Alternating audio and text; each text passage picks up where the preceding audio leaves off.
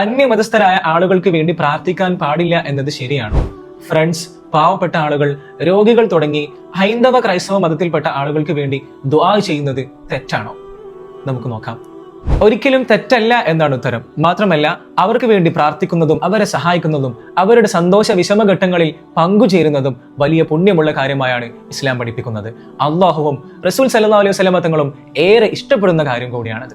കാരണം തന്റെ അയൽവാസി പട്ടിണി കിടക്കുമ്പോൾ വയറ് നിറച്ച് ഉണ്ണുന്നവൻ എന്നിൽപ്പെട്ടവനല്ല, അഥവാ യഥാർത്ഥ വിശ്വാസിയല്ല എന്നാണ് റഹ്മത്തുൽ ആലമീനായ പുണ്യ റസൂൽ സല്ലല്ലാഹു അലൈഹി വസല്ലം തങ്ങൾ നമ്മെ പഠിപ്പിക്കുന്നത്. ഇവിടെ അയൽവാസി മുസ്ലിം തന്നെ ആവണമെന്നില്ല. എല്ലാ മതവിഭാഗക്കാരും നമ്മുടെ സഹോദരി സഹോദരന്മാരാണ്. പ്രപഞ്ച പരിപാലകനായ അല്ലാഹു സുബ്ഹാനഹു വ തആല റഹ്മാനും റഹീമുമാണ്, അഥവാ പരമകാരുണ്യകനും കരുണാനിധിയുമാണ്. മുസ്ലിം എന്നോ ഹിന്ദു എന്നോ ക്രിസ്ത്യാനി എന്നോ വ്യത്യാസമില്ലാതെ എല്ലാവർക്കും കാരുണ്യം ചെയ്യുന്നവനാണ് റബ്ബുൽ ആലമീനായ തമ്പുരാൻ. അപ്പോൾ മറ്റു മതസ്ഥർക്ക് വേണ്ടി ദുആ ചെയ്യുന്നത് കൊണ്ട് യാതൊരു വിരോധവുമില്ല. അള്ളാഹുവിന്, റബ്ബിന് ഏറ്റവും ഇഷ്ടപ്പെട്ട കാര്യം കൂടിയാണിത്.